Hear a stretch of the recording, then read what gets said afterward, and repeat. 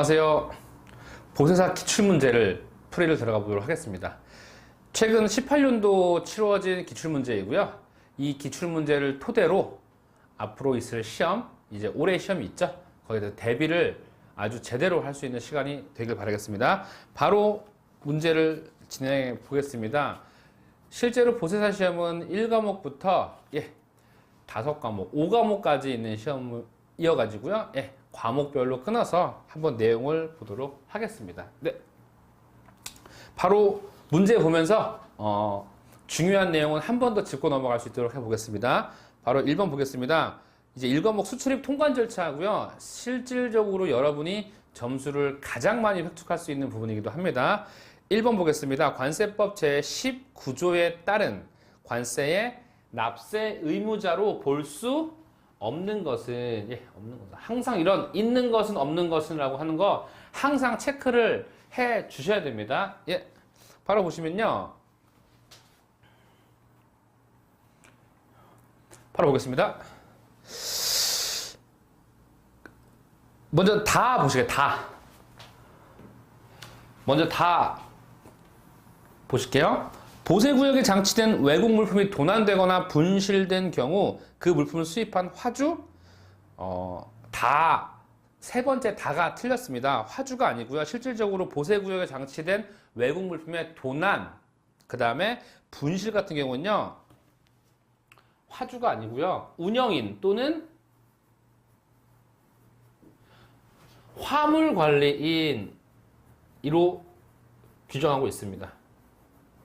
요거 내용을 잠시 말씀드리면요. 실질적으로 여러분 그 수입 신고, 즉 납세 의무자는 수입 신고할 당시에 화주가 납세 의무를 지는 것이 원칙입니다. 그럼에도 불구하고 과세물건 확정 시기의 예외, 즉 수입 신고를 하지 않고도 이 현재 지금 국내 그 보세구역에 있는 외국 물품이 어떠한 형태로든 과세물건을 확정 지어야 할 때가 있습니다. 흔히 말해서 지금처럼 도난 분실되었다던가요. 혹은 보시면요. 보세 운송 중 도난되거나 분실된 경우, 즉 이런 경우에는 원칙적인 수입 신고 절차를 거치지 않은 상태에서 어찌하 보면은 그 해당 물품의 과세 물건을 확정시켜야 되고 관세를 징수해야 되는 것이 있는데, 실질적으로 그런 원칙적인 수입 신고의 경우가 아니라고 하면은 화주에게 납세 의무를 지을 수가 없습니다. 그래서 흔히 말하는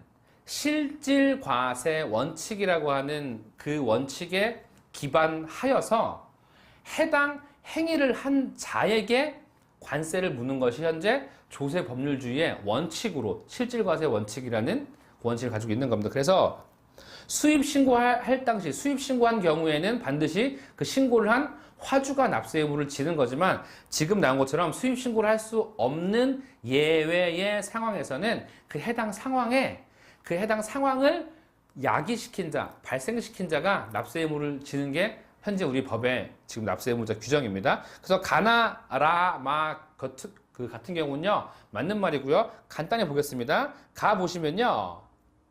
보세구역 밖에서 보수작업 하는 물품이 기간 내에 반입되지 않은 때에는 보수작업 승인을 받은 자라고 있습니다. 실질적으로 보세구역 밖에서 보수작업을 한다는 것은 원칙적으로 안 됩니다. 반드시 보세구역 내에서 관리 감시 하에 보수작업, 즉 보수작업이라는 것은 물품의 원산지 표시 같은 것들을 보완하는 작업인데, 만약에 어떠한 사정에 의해서 보세구역 밖에서 했을 때는 그 관리 감시가 조금 소홀해질 여지가 커요. 안에 있을 때에 비하면요. 그렇기 때문에 반드시 보세구역 밖에서 작업을 하게 되면은 법에서 정한 기간 내에 완료를 하고 다시 반입시켜야 되는데, 만에 하나라도 이때 반입시키지 않았다면 그렇습니다. 해당 보세 작업, 여기는 보수 작업을 승인받은 자가 실질적 과세 원칙에 따라 관세를 납부하면 되는 겁니다. 그 다음에 나 보시면요. 보세구역에 장치된 외국 물품이 멸실 또는 폐기된 때에는 운영인 또는 보관인이라고 해서요. 현재 보세구역 내에는 외국 물품 멸실이나 폐기, 즉 거의 사라져버릴 정도로 없어졌다면요. 실질적으로 이건 화주의 책임도 아닙니다. 실질적으로 해당 보세구역 내에서 어떤 보안상의 어떤 문제, 어떠한 좀 그 물품이 안전하게 유지할 수 있는 그런 안전성을 운영인이나 보관인, 그 창고의 관리자들이 소홀히 했기 때문에 실질적으로 그 사람들이 관세 납부를 져야 되는 겁니다.